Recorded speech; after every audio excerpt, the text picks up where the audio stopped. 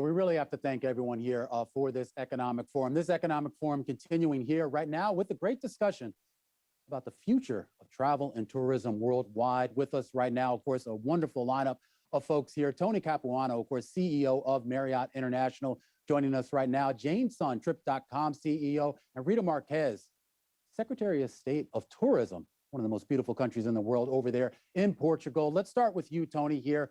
Pretty much everyone I know right now has been looking up airfares, checking out hotel rooms, trying to book their first trip for what for many of them is going to be their first trip in well over a year here. What's occupancy looking like right now over at Marriott?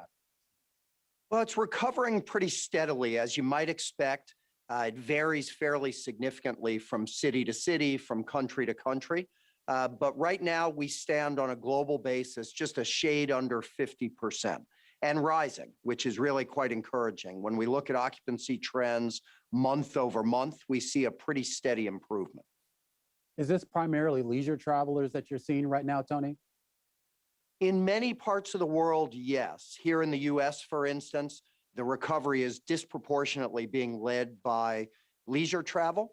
But if you look at a market like China, which is our second largest market, actually in March of this year, we saw business transient demand actually ahead of where it was in 2019. All right, well, let's talk a little bit more about China, specifically, I guess, some of the outbound travel here, Jane. What are you seeing right now with regards to folks maybe getting back to something resembling normal travel schedules? Sure. In China, because of the effective control of the virus, the domestic travel piece has grown very significantly. As Tony said, not only the leisure travel, but also the business travel have rebounded very solidly. In the past couple of holidays, including the Labor Day weekend and Dragon Boat Festival, we have seen double-digit growth in both hotel and airlines. In the highest day, we have hotel volume growth for 70% year-over-year growth compared to 2019 pre-COVID. For air ticket, we grew about 30% year-over-year on the highest day, and rental cars 300% year-over-year. So we're very excited for the recovery in China market. Now, on the international piece, if it is cross-border transaction, that's very different from country to country.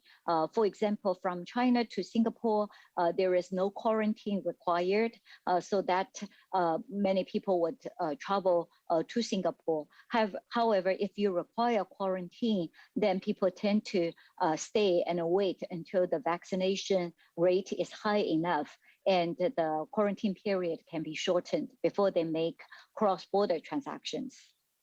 Yeah, it's a good reminder here that, of course, a lot of COVID restrictions still in place, whether they're hard or soft. Rita, over there in Portugal, obviously a country dependent on a lot of international tourism, particularly from folks over in Europe. We know things aren't quite back to normal with regards to some of that outbound travel. What trends are you seeing right now? The trend is positive. So we have been observing a growth rate as far as international markets are concerned. Of course, we are mostly dealing with closer markets from Portugal, so Spain, Italy, France, even the UK, while we were in the green list. But the trend is positive. But as you said, we are progressing slowly in a steady pace, but still slowly. And the long-haul markets are still not allowed to get into the most, in Portugal, are not allowed to get into the country. And the situation is pretty much the same in all European countries, by the way. With regards to pulling people into Portugal here, Rita, as well as, I guess, some of the other tourism secretaries that you talk to from other countries, how are they dealing right now with vaccine proof, vaccine documentation, vaccine protocols? Well, as you may know, Portugal has now the European presidency, the European Council. And so we have been working very, very hard with other European countries in order to harmonize rules. But not only harmonize rules, and it's not only a question of harmonizing the rules and having everybody working with the same agenda. It's also tackling the certificate, the European COVID certificate. So we are now moving sadly steadily in trying to execute the recommendations and even the legislation that has been recently approved by the European Union. So I guess that as from July the 1st, most of the European countries will have this certificate ready. So basically, we are working to have everything operational by the beginning of July, and this can allow, in a more easily way, people to get into the countries and to travel across Europe. So if you have a vaccine that is recognized by the European agency, or if you have been tested with a negative test, of course, a negative result, or if you have an immunization certificate, the situation is going to be easily managed by the authorities, and they will let you in a more easily with a more easy process. So Jane, with regards to some of the bookings that you're seeing through trip.com, are you finding that some of your customers are running into any issues with regards to vaccine protocols or testing protocols? Not really. In China, everything is being controlled and taken care of very methodically. So a couple of months ago, we were under 100 million people for having taken vaccine. But last week, the number already have grown to 900 million. And pretty soon, 1.4 billion people will be all fully vaccinated. So everything is being conducted very orderly. And the vaccine records are very well kept and stored. So you can take the vaccine records when you travel around the country. Sure. And so, Tony, I guess as we start to see more restrictions get lifted, there's still sort of a confidence gain here for customers. The idea that when they travel, they want to feel safe, feel like that they're not being put at risk here. What measures has Marriott taken so far to provide people with that comfort? Like many travel companies at the start of the pandemic, we assembled a panel of experts, and we've let their opinion and their science really guide our operating protocols. As we sit here today, we're still requiring masks of our associates in virtually every hotel in the world, those that work inside. We continue to follow social distancing protocols. We're doing deep cleaning of our guest rooms and our public areas. And to your point, Romaine, all of that is intended to drive traveler confidence as they get back on the road. One interesting thing I saw, I've stayed in a few hotels during the pandemic, including one owned by Marriott. And it was interesting how you were able to basically come in, go to your room without really having to interact with somebody, using a smartphone to do your check-in, to open your door, and to schedule cleaning if you wanted that cleaning. How long are those types of measures going to stick around? I think they'll endure well beyond the pandemic. And what's so interesting to us, much of the functionality that you describe, the ability to check in and check out on the app, to access a mobile key, to use the chat function to interact with hotel staff, most of that was in place even prior to the pandemic. We've just seen an increase in adoption rates and an increase in comfort from our guests in using that technology. And I think now that they've become accustomed to using it routinely, we expect that'll continue well beyond the end of the pandemic. Do you think that gives you a competitive advantage? To the extent that we're easing the travel experience for our guests, absolutely. The trick for us will be to offer both. And even for certain guests, they may be on a business trip for one night where they simply want to check in on the app, access mobile key, and go straight to their room. That same guest, a month later, may take their family on vacation and want to stop at the front desk, ask questions about local restaurants, ask for support from the concierge as they plan their activities during the vacation. So we've got to strike the right balance of offering both options to our guests. All right, another question here about vacations. This is for you, Rita. Obviously, in recent days, we've heard from the UK, which has sort of shifted its stance on what countries it has on its so-called green list. We know there are a lot of other folks in that area that are looking to take their warm weather vacations here. Is there a sense here that the volumes of people that you're going to get over the next few months, that's still going to be below what you saw pre-pandemic, so let's say in 2019? Oh, sure, sure. Most international authorities that work the tourism sector, they believe that we only will have the same numbers, the 2019 numbers in 2023. So we will take a while. So we've been discussing everyone. So we've been discussing all the measures implemented by hotels, by the governments, by the tour operators. But as you said at the beginning, we need to foster confidence, and it will take a while till we get the numbers we had 2 years ago, pre-pandemic. Still, I think this year we'll have higher numbers than the ones that we had last year. So people need to travel. You know, it's part of our DNA. And so we are expecting to have here in Portugal a growth rate when compared to last year's numbers of around 20 plus percent.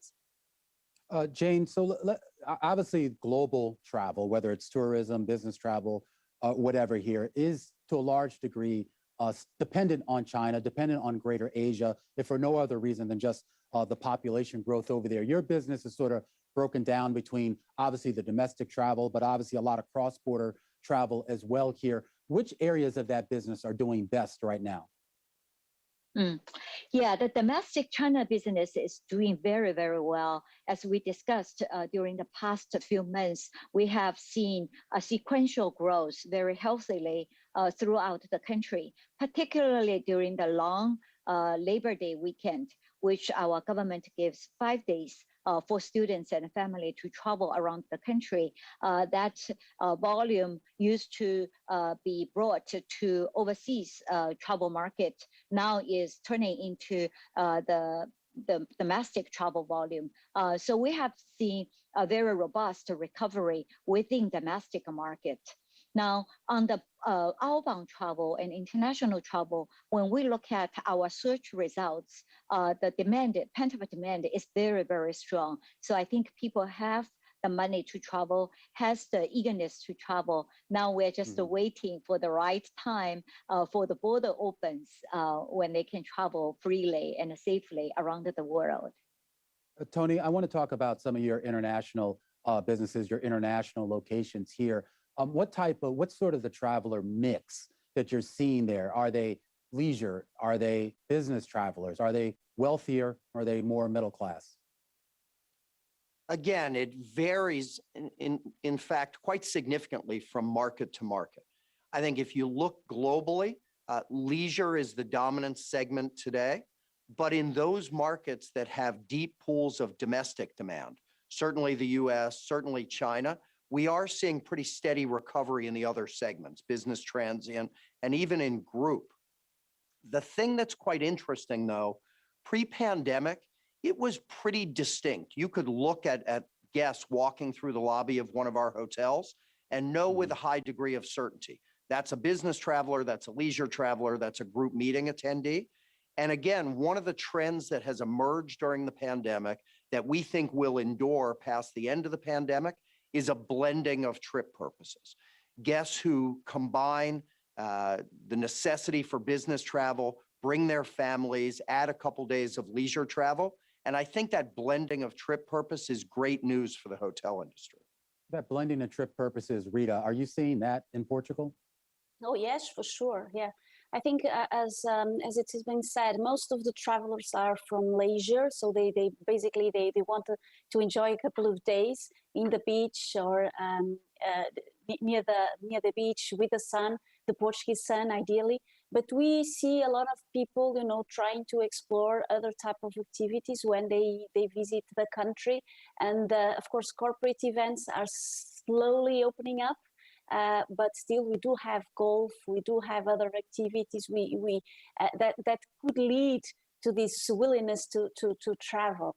I think at this so the market is quite flexible, and it could contemplate and could accumulate all types of willingness to travel, all motives to travel, and so I guess that the trend here is to be flexible enough to accumulate all these with these motives to travel, and be flexible enough and to grab the opportunity. And this is valid not only for the governments, but also for the private sector that needs to be flexible enough to accommodate all these metrics of factors that drive us to travel in Europe or outside Europe. Yeah, before this interview, I was looking at some of the travel statistics out there, Tony, and while certainly Chinese travelers are a big part of the component, you're actually seeing some pretty big strength here out of the Middle East, both in terms of outbound travel from the Middle East as well as inbound. I know Marriott has had a growing presence in a lot of Middle Eastern nations. What's the general trend that you're seeing there right now? There again, it varies a bit from market to market, but as the vaccine is more widely distributed, we are seeing pretty steady improvement, and use Doha as a proxy for this. In the first quarter, we saw occupancies in the low 60% range, but building each month in the quarter. And in fact, if you look at the statistics in Doha for March, we were actually ahead of where we were in March of 2019. So really encouraging pace of demand growth. Jane, what are you seeing there as well with regards to travel to and from the Middle East? Yeah, I just had a meeting with the travel bureau in Abu Dhabi. I think the interest for people travel into Middle East is very high, particularly for the high-end customers. We used to have this very high-end tour package, which will cost 200,000 per person per trip. It's selling very quickly on our website. These customers are very much eager to go to the Middle East and enjoying the sun over there. So we just had lots of planning meeting and wait for the right moment to bring the customers over. Do you anticipate that we're going to see more direct access with regards to flights from your region over there in Asia to the Middle East? Yes, I think so. I think once the vaccination rate reach to the herd immunity, where people will feel very safe to travel into the region, the airlines and hotels will all see a very significant pickup from the outbound travel from the Chinese tourists. Have you seen at all, I know it's still a little bit early, but have you seen at all any interest, Jane, with regards to the 2022 FIFA Cup and the preparations for that? Oh, the interest is very high. That we look at our search volume on our site. The search for these events are growing very significantly. So we believe once the border is opened, we will be able to bring lots of customers to these regions. Yeah. Tony, let's talk about capacity here. Is the capacity going to be there specifically here for some of those Middle East nations, specifically, I guess, as well for the World Cup next year?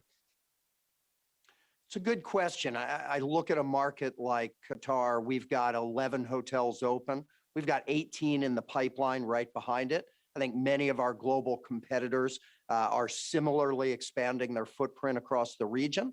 But that expansion is much more long-term focused. Certainly, the World Cup is a terrific event, but we believe much more firmly in the long-term potential of the market, and that's what's really driving the expansion of our footprint. Rita, when we talk about tourism picking back up, there is a lot of talk about, of course, capacity, whether there's enough hotel rooms, whether there's enough airline seats. There's also a lot of talk here about whether there are enough workers out there. A lot of folks, of course, left the hospitality industry during the crisis when everything was shut down. How many of those people, at least on a percentage basis, have come back?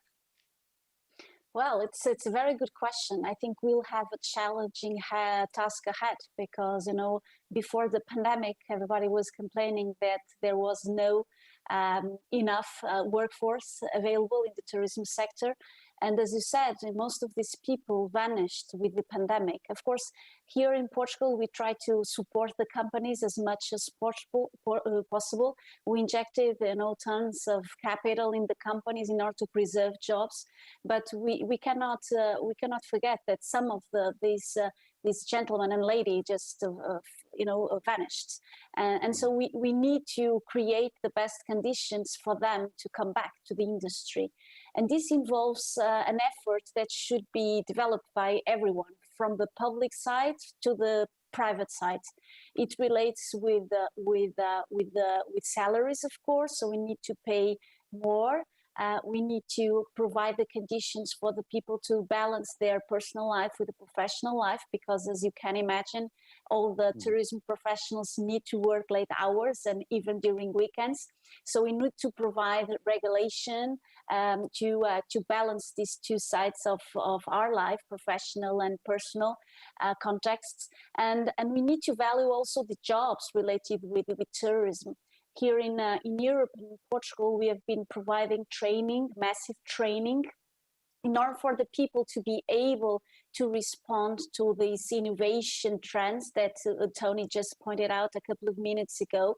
So we see this pandemic also as an opportunity to increase our value proposition. And so we need to guarantee that all these professionals are sufficiently motivated to address these challenges and to provide a better service. So yes, so there are a lot of challenges ahead in order to create talent and to retain talent in the industry. Are there immigration issues, travel restriction issues that you have to deal with right now with regards to the hospitality workers?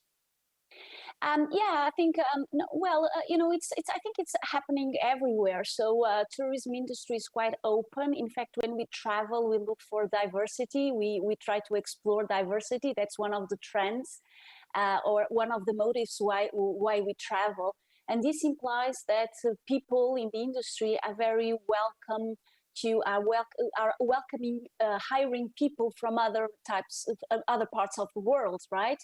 So it's very common to have an hotel with a very diversified workforce, people coming from every part of the world.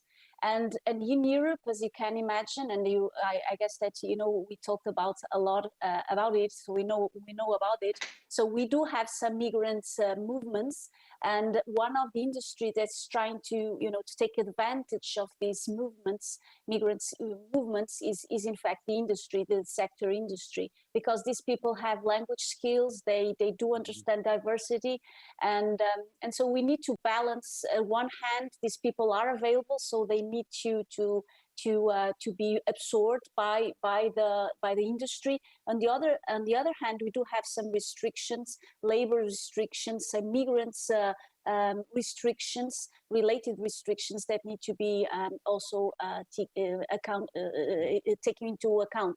So again, it's about balancing these two dimensions. Absolutely. Tony, I want to get your thoughts here. Wage pressures, salary pressures, getting people back to work. Yeah, it's a significant issue for the industry. I think it's particularly acute here in the U.S. We're seeing things improve, but in those markets where demand has recovered most quickly, we do have some challenges. And I think there's a confluence of events that have created those challenges. There's still uneven policy about the reopening of schools. You've had extended unemployment benefits. You've had some challenges with bringing in foreign workers. And when you combine that, it has created some pressure. I think also there are industries that we're competing with for labor that maybe we haven't competed with in the past. Those industries like retail and online retail that have really thrived through the pandemic. Is there sort of a balance here, though? I mean, if you do end up in a situation where you have to pay people more or offer more benefits here, I would assume at some point that would have to feed into what you ultimately charge for a room and your other services here. Is there a balance that you're looking for there? Well, there's a balance. The good news is, by necessity, over the last 17 months, we've identified lots and lots of operating efficiencies in our operating model. And we think many of those efficiencies will endure post-pandemic. And at a minimum, they should mitigate some of the wage pressure that we're experiencing. Jane, when we talk about the bookings coming out of China, and I guess we'll link this back, I hear, to the growth that we're seeing in the Middle East here. What's the dialogue right now that you see between your company and other companies in China and those in the Middle East? And more importantly, also, what's the dialogue between the governments? Yeah, I think we have met many ambassadors from different countries and travel bureaus from different countries. Almost everyone we have talked to are very eager to welcome the Chinese tourists or Asian tourists. So they are ready to host these wonderful customers with buying power. However, they understand it might take some time. So what we do is, for the example of Singapore, we did an online Singapore week. Just to show the wonderful histories and museums and food, pre-educate our market. And then in the summer, when the kids are off school, we'll do an offline Singapore week within the city of Shanghai, where you have lots of affluent travelers normally. So hopefully by doing these pre-marketing events, we're able to help the destinations to promote their wonderful attractions and make sure people are very well prepared and planned when they are ready to travel abroad. Jane, have you done any traveling, any significant amount of traveling here? I came back to China in March of 2020, and I have done lots of travel within China, but not abroad. Okay. Tony, how about you? Have you actually gotten back out there on the road at all for business or for leisure? I have for both. I'm the perfect illustration of that blending of business and leisure travel. I've been in New York, I've been in Miami, I've been in Los Angeles. And as I look into the fall, I've got a lengthy trip through the Caribbean to visit many of our all-inclusive hotels. I'll be in Germany, England, Italy, Qatar, UAE, and Saudi through the balance of 2021. So I'm quickly getting back to pre-pandemic volume of international travel. All right, and Rita, I guess I'll throw you the softball question here. I mean, I'm looking to plan a vacation here. My wife wants to go to Paris, and my mother wants to go to Senegal. My son just wants to stay home and play Minecraft. What's the selling point here? Tell us why we should go to Portugal.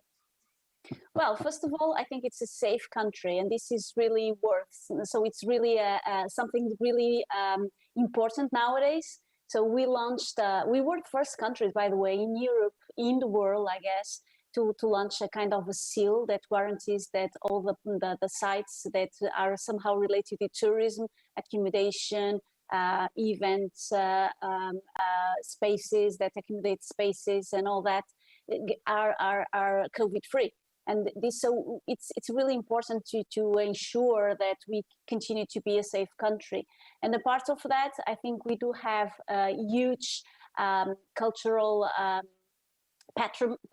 heritage that needs to be valued and known and explored by all the ones that would like to visit the country in Europe. And of course, we do have our sun and beaches that are recognized worldwide as one of the best in Europe. We have been working very hard to maintain all these assets. And last year with the pandemic, even though we had the pandemic, we were recognized to be the best European destination as far as tourism is concerned. So very proud of that. All right, the best European destination. I'll put you on the spot here. If you had a dream vacation outside of Portugal, where would it be right now? You know what? I think we should sell Iberia as a destination. So Portugal and Spain, we do have a lot of similarities, but still a lot of differences. So traveling to Spain by car, exploring the borders, I think it would be, you know, a nice place to be. Close from my place, from my home, but also far away enough, you know, with a couple of kilometers away. In order for me to feel that I'm in holidays. Basically, that's the objective.